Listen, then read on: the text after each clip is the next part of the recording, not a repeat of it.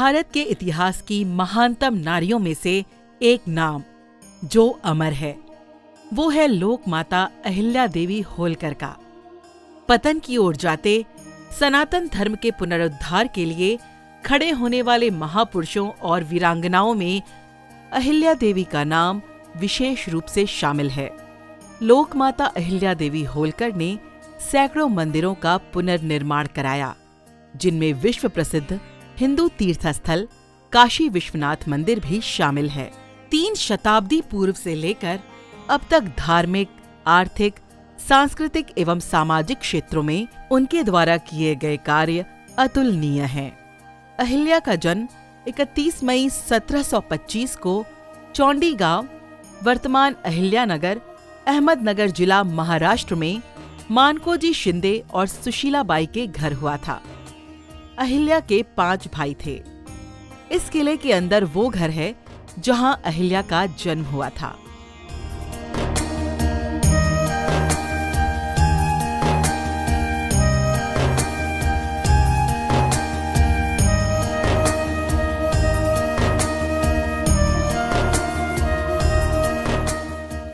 इसके बगल में सीना नदी बहती है। उनके जन्मस्थान के चारों ओर एक किला बनाकर उसे संरक्षित किया गया है। यदि आप किले के प्रवेश द्वार से अंदर जाते हैं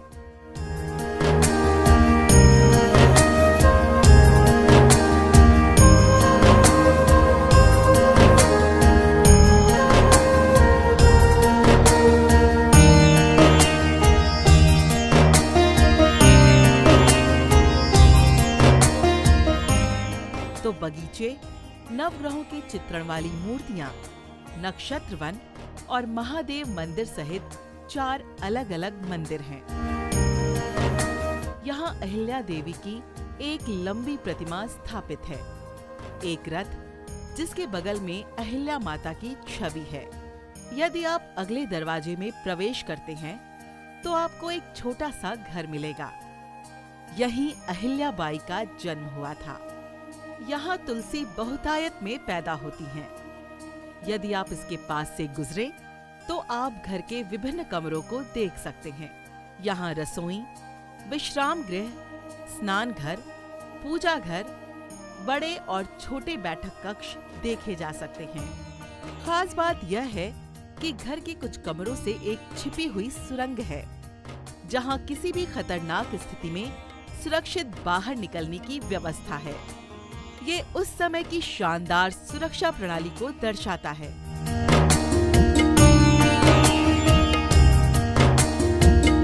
अहिल्या देवी के पिता नगर के पटेल थे। वे इस चावड़ी का उपयोग गांव के लोगों की समस्याओं को हल करने के लिए, पंचायतें आयोजित करने के लिए करते थे। अहिल्या देवी के लिए घर ही पहला स्कूल था, जहां वे घर की गतिविधियों पर करीब से नजर रखती थी। अहिल्या देवी बचपन से ही अपने पिता के जीवन से सीखते हुए धर्म, न्याय, राजनीति, शासन आदि की गहरी समझ रखती थी। इस विस्तृत क्षेत्र में हम वो रथ देख रहे हैं जो 3 शताब्दी पहले चला करते थे।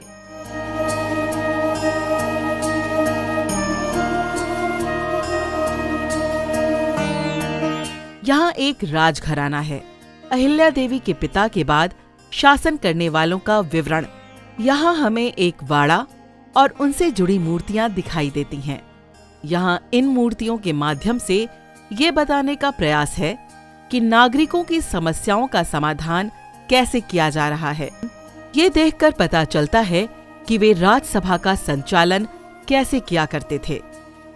एक बार की बात है, मराठा शासक पेशवा बाजीराव की सेना के कमांडर और मालवा क्षेत्र के सूबेदार मल्हार राव होलकर पुणे जाते समय चौंडी गांव में आराम कर रहे थे। तभी उन्होंने 8 वर्षीय अहिल्या को महादेव मंदिर में पूजा सेवा में लगे हुए देखा। उसकी धर्मपरायणता और अच्छे चरित्र से प्रभावित होकर पेशवा की सलाह पर मल्हार राव होलकर ने शिंदे के सामने अपने बेटे खांडे राव के लिए अहिल्या से विवाह का प्रस्ताव रखा। 1733 में पुणे के शनिवार वाड़ा में खंडे राव से अहिल्या का विवाह हुआ। किले के अंदर सगाई और शादी के दृश्य नजर आते हैं। यहाँ हम छोटी अहिल्या को पालकी में बैठाकर उसके पति के घर ले जाने का दृश्य देख सकते हैं। खंडेराव और अहिल्याबाई के यहाँ एक पुत्र और एक पुत्री का जन्म हुआ। उनके यहाँ 1745 में मालोजी नाम का एक बेटा और 1748 में मुक्ताबाई नाम की एक बेटी हुई। विवाह के बाद अहिल्या देवी अपने पति के घर इंदौर आ गईं। ये उनके ससुर मल्हार राव होलकर द्वारा बनवाया गया राजवाड़ा है। 3 हवेलियों के इस वाड़े में कई कमरे हैं और साथ ही बड़े बैठक कक्ष भी हैं।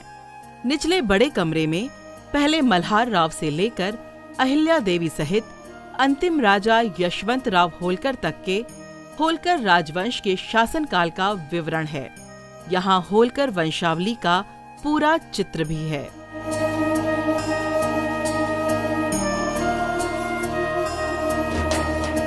खंडेराव जिद्दी, गुस्सैल और विलासी थे। उनके कुकर्मों के बारे में जानकर माता गौतमबाई अपनी पुत्रवधू अहिल्या को प्रशासनिक सूत्र, राजनीतिक स्थिति की जानकारी, राज्य के वित्तीय मामले जैसी कई बातों के बारे में विस्तार से बताती थीं। एक बार खंडेराव पालकी पर बैठकर अपनी सेना का निरीक्षण कर रहे थे। तभी मुगलों द्वारा चलाए गए तोप के गोले से शहीद हो गए। अहिल्या देवी ने अपने पति के साथ सती होने का फैसला किया था, लेकिन उनके ससुर मल्हार राव और सास गौतमबाई ने उन्हें यह कहते हुए रोक लिया कि बेटी सती मत हो, हमारे साथ हमारे बेटे की तरह रहो और लोगों की सेवा करो। ये इंदौर में राजवाड़ा के बगल में स्थित एक संग्रहालय है। मल्हार राव संग्रहालय के अंदर आगे की ओर झुकी हुई महादेव की मूर्ति मालवा क्षेत्र के शासन का पूरा चित्र प्रस्तुत करती है।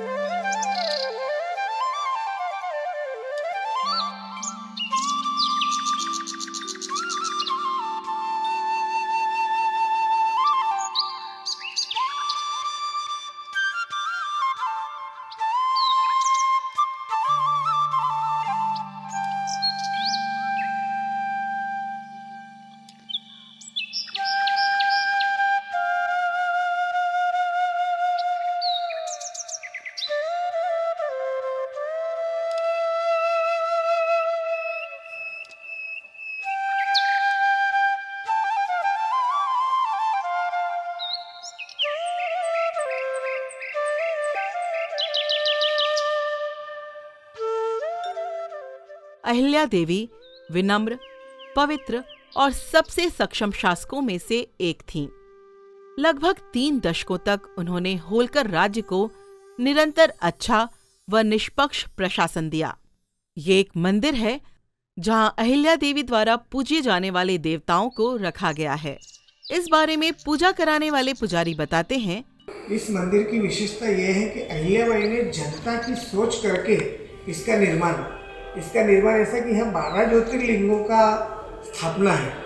12 ज्योतिर्लिंगों की स्थापना इस वजह से कर ली है कि आज के ज़माने में हर व्यक्ति 12 ज्योतिर्लिंगों को नहीं जा सकता है, तो उन्होंने आगे की एक ऐसी कल्पना करके इसकी स्थापना करी कि हर व्यक्ति यहाँ एक ही जगह आए और पूर्ण 12 ज्योतिर्लिंगों के उसको एक ही समय और एक ही स्थान पे पूर्ण दर्शन हो जाए।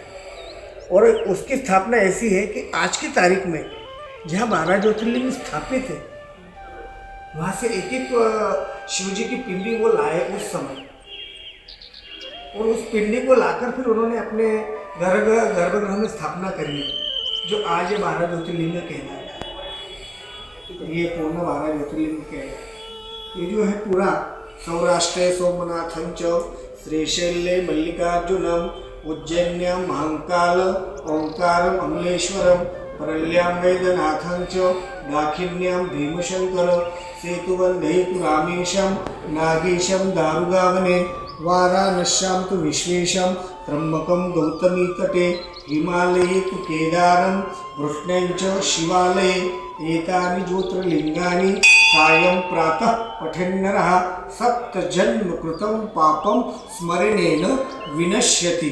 उदार मन वाली रानी अहिल्या देवी अपनी प्रजा को बच्चों की तरह मानती थीं। उन्होंने सैकड़ों परोपकारी कार्य किए। ये बात ध्यान में रखते हुए कि लड़कियों को अपने संरक्षण और युद्ध की नैतिकता के बारे में भी पता होना चाहिए, अहिल्या देवी ने उन्हें आत्मरक्षा, युद्ध कौशल, बुशक्राफ्ट तकनीक आदि में प्रशिक्षित किया। इसकी तस्वीरें भी हम यहाँ देख सकते हैं। अहिल्या देवी व्यापक विचारों वाली, सुनियोजित, कुशाग्र बुद्धि वाली वीरांगना थीं।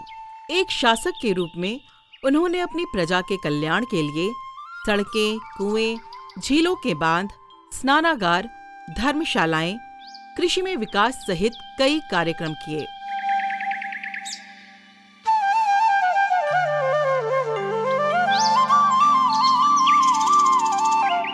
जब आप सोचते हैं कि 2.5 दशक पहले किसी एक महिला ने यह सब किया था, तो वो कोई व्यक्ति नहीं बल्कि एक शक्ति है।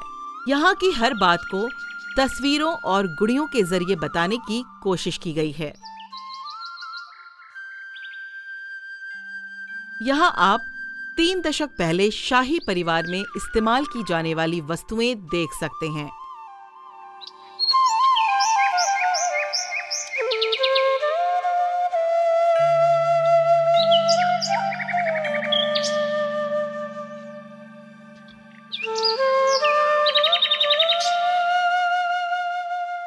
यहाँ के लोगों का कहना है कि उस समय राजा तो बहुत हुए, लेकिन अहिल्या माता जैसा शासन किसी ने नहीं किया।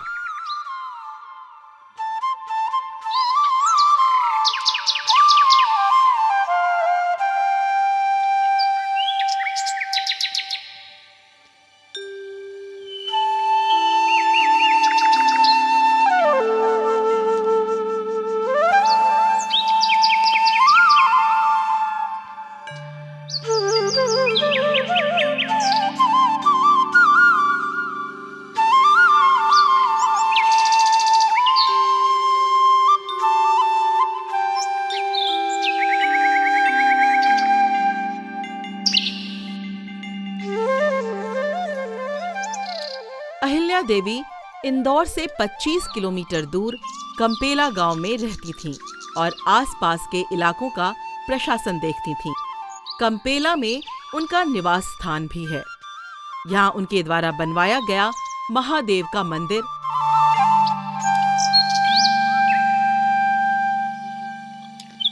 कुआं, कार्यालय यानी शासन करने के लिए एक बड़ा मैदान स्थित है।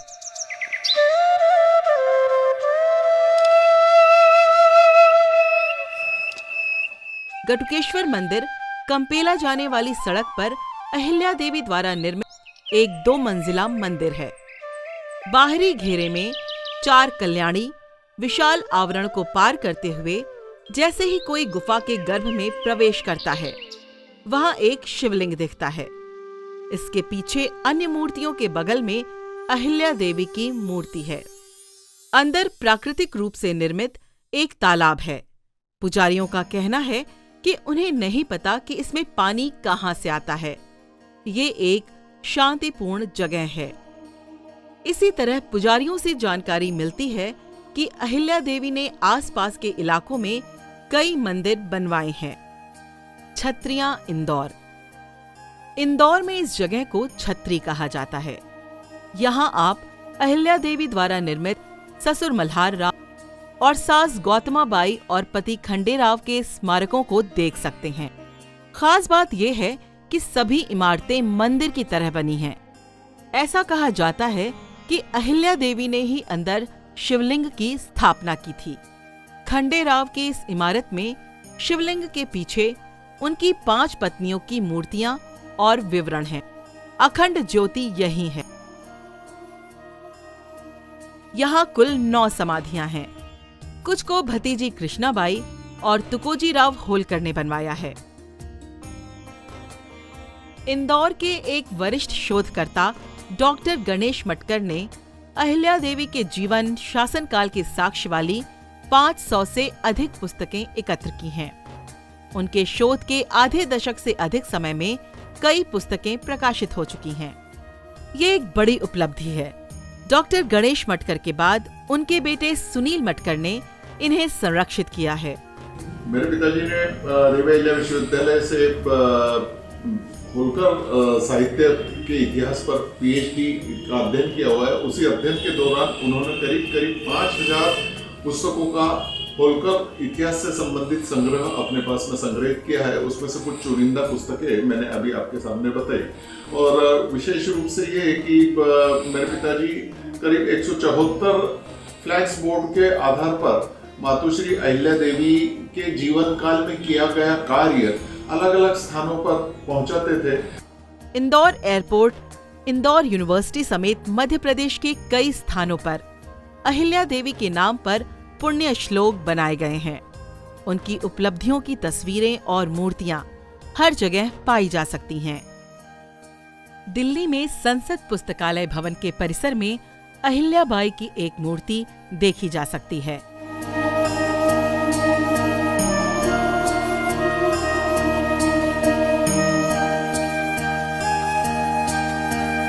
विधवाओं की आत्मनिर्भरता के लिए महेश्वर में उन्हें बुनाई का प्रशिक्षण देकर करघे उपलब्ध कराकर साड़ी उद्योग की स्थापना की। उस समय स्टिकी ने सशक्तिकरण को प्रोत्साहित किया। उनके द्वारा शुरू किया गया माहेश्वरी साड़ियों का बुनाई उद्योग 300 साल बाद आज भी चल रहा है और दुनिया में अपना नाम बना चुका है।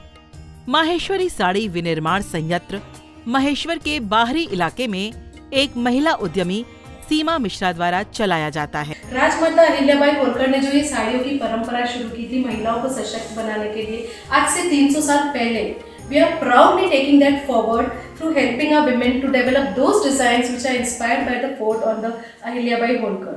So I left my career of pharmacy, I left Mumbai, Dubai, and I'm settled here and helping women. So I think I really need to share that राजमाता अहिल्याबाई होलकर ने जो परंपरा शुरू की थी उस परंपरा को हम आगे ले जा रहे हैं और महिलाओं को सशक्त बनाने में, विमेन एम्पावरमेंट में एक अहम भूमिका निभा रहे हैं। इंदौर से 2 घंटे की सड़क यात्रा है। रास्ते में हम जामखेड़ बड़ा फाटक पार करके महेश्वर पहुंचते हैं। अहिल्या देवी की धार्मिक भावना ने जब उन्हें आध्यात्मिकता की ओर आकर्षित किया, तब उन्होंने नर्मदा के तट पर अपना शासन स्थापित करने का फैसला किया।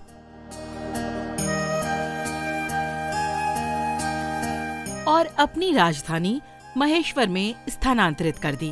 1732 में मल्हार राव द्वारा निर्मित किले को 1786 में और मजबूत कर दिया गया था। ये महेश्वरी किले का बाहरी भाग है। जैसे ही हम अंदर प्रवेश करते हैं, हमें अष्टधातु से बनी अहिल्या देवी की मूर्ति दिखाई देती है।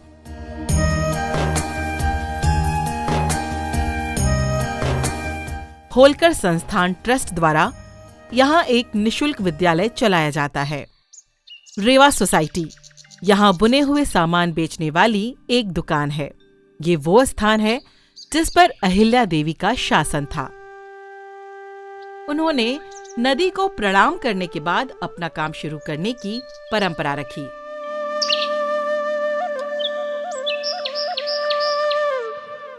अहिल्या देवी महादेव की बहुत बड़ी भक्त थी। वे हमेशा अपने साथ शिवलिंग को रखा करती थीं। उनके शासनकाल के दौरान जो भी निर्णय या फैसला करना होता था, वो महादेव की उपस्थिति में दिव्य स्मरण के साथ किया जाता था।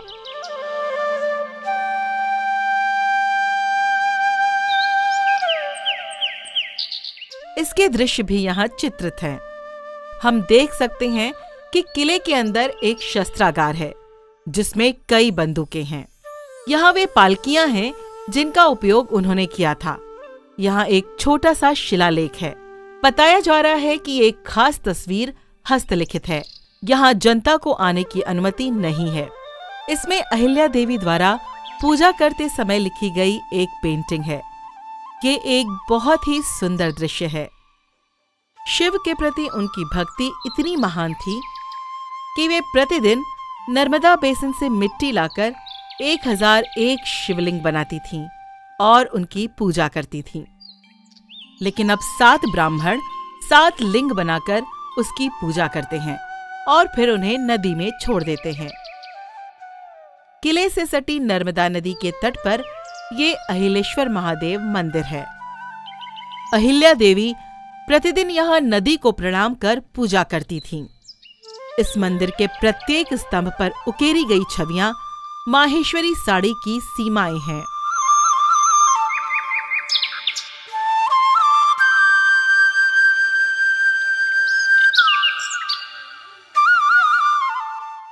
आगे की छतरी विठोबा राव होलकर की है, विशेषकर कमल के पत्तों के आकार की समाधि। इस विशाल परिसर में पत्थर की नक्काशी मनमोहक है।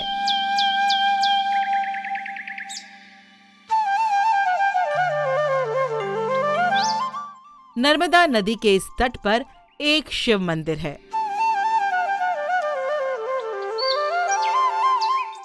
बाणेश्वर मंदिर नदी के मध्य में स्थित है। छत पर स्नानागृह है। अहिल्या देवी की मृत्यु 13 अगस्त 1795 को 70 वर्ष की आयु में महेश्वर में हुई। उनकी समाधि नदी के तट पर ही बनी हुई है।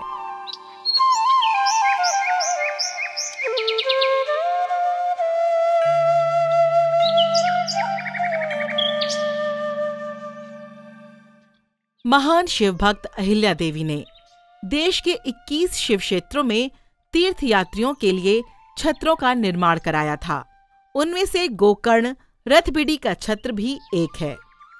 आज भी पौराणिक गोकर्ण क्षेत्र में अहिल्या देवी के नाम से प्रतिदिन पूजा अर्चना की जाती है। यहाँ उनके ससुर के नाम पर रेवलेश्वर मंदिर बना हुआ है।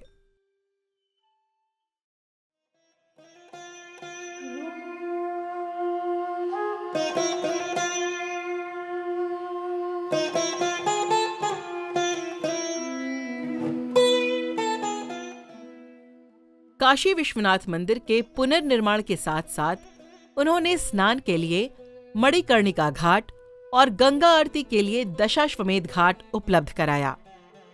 अहिल्या माता ने उज्जैन के महाकाल के दर्शन करने आने वाले भक्तों की सुविधा के लिए नर्मदा और अन्य पवित्र नदियों के तट पर स्नान घाट बनवाए। उन्होंने श्रीनगर, हरिद्वार, केदारनाथ, बद्रीनाथ, प्रयाग, वाराणसी, नैमिषारण्य, जगन्नाथपुरी, रामेश्वरम, सोमनाथ, महाबलेश्वर, मुगलों द्वारा तोड़े गए सैकड़ों मंदिरों का पुनर्निर्माण करवाया। उन्होंने अनेक तीर्थस्थलों पर श्रद्धालुओं की सुविधा के लिए धर्मछत्र, यात्री निवास, भोजनशाला आदि का निर्माण कराया।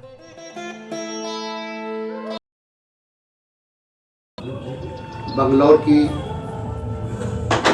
खरापर की लोक माता अहिल्याबाई जी का त्रिशताब्दी वर्ष पर पूरे भारत में जगह जगह तीर्थों में, नगरों में अनेक उनके स्मृति के कार्य संपन्न हो रहे हैं कि उन्होंने समाज के लिए, राज्य के साथ साथ क्या कार्य किए हैं जो महिलाओं को, महिला शक्ति को बढ़ावा देने के लिए उन्होंने स्वयं आगे आकर के स्वयं भगवान शाम सदाशिव को समर्पण भाव के साथ न्याय व्यवस्था, दंड व्यवस्था, साथ ही साथ प्रजा को पोषण प्राप्त हो पाए, उन्होंने इस पर दया भी की है और दंडित भी किया है। लोक माता जी का आदर्श आज हम, क्योंकि हमारा ज्योतिर्मठ अवान्तर भानपुरा पीठ भी होलकर परिवार की ही देन है।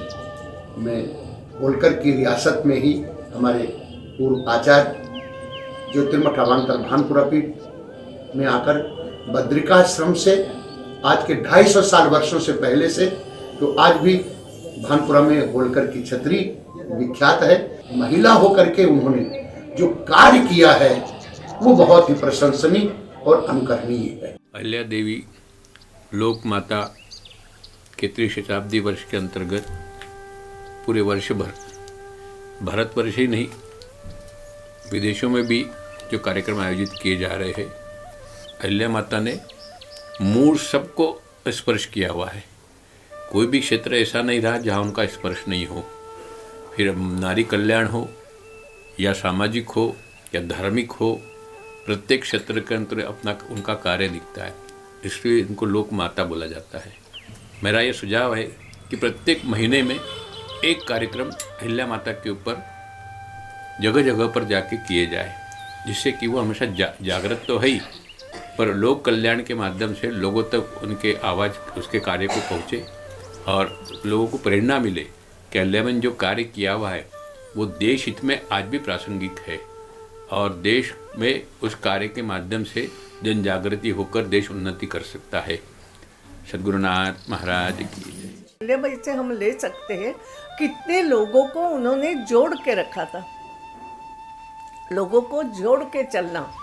आसपास के दूसरे भी राजा हो तो उनसे अहिल्या माता के संबंध बहुत अच्छे थे, तो कैसे सबको जोड़ करके चलना, विरोधी को भी कैसे अपना बनाना, ऐसे कई और महिलाओं को सशक्त, महिलाओं को अधिकार उस जमाने में दिया कि अगर पति की मृत्यु होती है तो पति की संपत्ति में स्त्री का अधिकार है।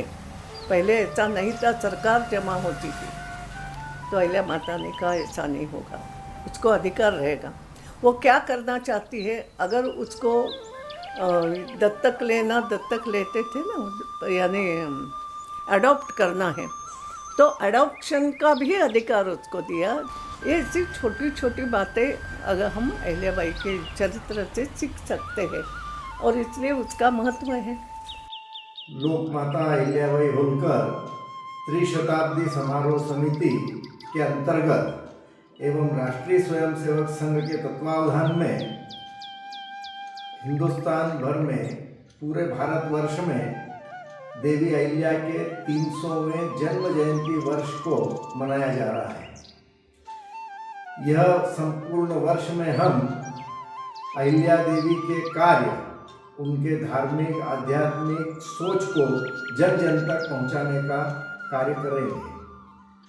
आगे आने वाले समय में अनेक कार्यक्रमों के माध्यम से विशेषतः नारी शक्ति, नारी संबलता एवं नारी उत्थान के मामले में भी कार्यक्रम होंगे।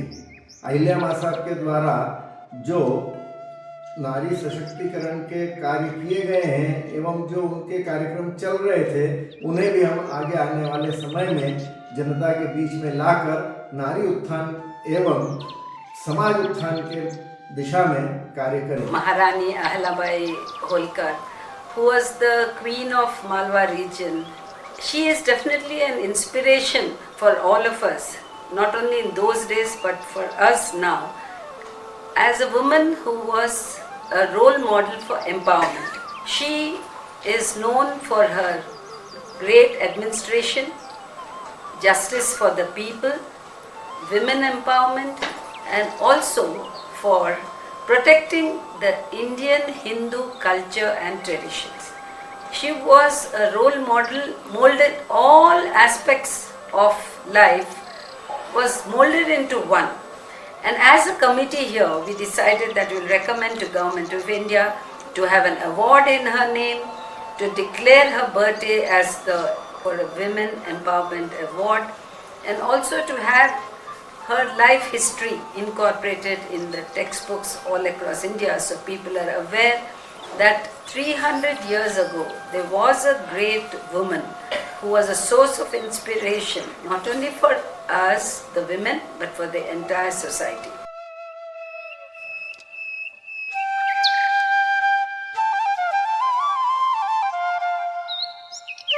अहिल्याबाई जीर्ण शीर्ण शिव मंदिरों का जीर्णोद्धार करा रही थीं।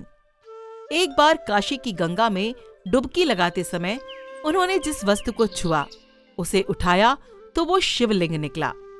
इसकी स्मृति में हर जगह हाथ में शिवलिंग लिए अहिल्याबाई की मूर्ति स्थापित की जाती है। तो संपूर्ण भरत खंड में देवी अहिल्याबाई के किए गए कार्य और उनका नेतृत्व अनुकरणीय है। स्वाभिमान और अधिकारों के प्रति जागरूकता, सामाजिक न्याय, धार्मिक चिंतन सर्वत्र होना चाहिए। देश और समाज में जहां भी परिवर्तन की आवश्यकता हो, अहिल्याबाई की प्रेरणा लेकर ऐसा परिवर्तन किया जा सकता है। देश की संस्कृति को बचाने के लिए प्रेरणादायक देवी अहिल्याबाई का संघर्ष हमारी आंखों के सामने है। आइए हम भी अपनी जिम्मेदारी समझते हुए इस वीरांगना के कार्यों को आगे बढ़ाएं। ऐहिक सुख भोग कंटद कमलवे प्रेरक शक्तिये धन्ये अहल्ये। ऐहिक सुख भोग कंटद कमलवे ಹಾಲಾಹಲವನ್ನೇ ಹೆದರದೆ ಹೀರಿದೆ ಮೇರುವಿನಂದದಿ ಭುವಿಯಲ್ಲಿ ನಿಂದೆ ಸಾತ್ವಿಕ ಕಳೆಯಿಂದ ಸುತ್ತೆಲ್ಲ ಬೆಳಗಿದೆ ಶಾಂತಿ ನೆಮ್ಮದಿಯ ನಾಡ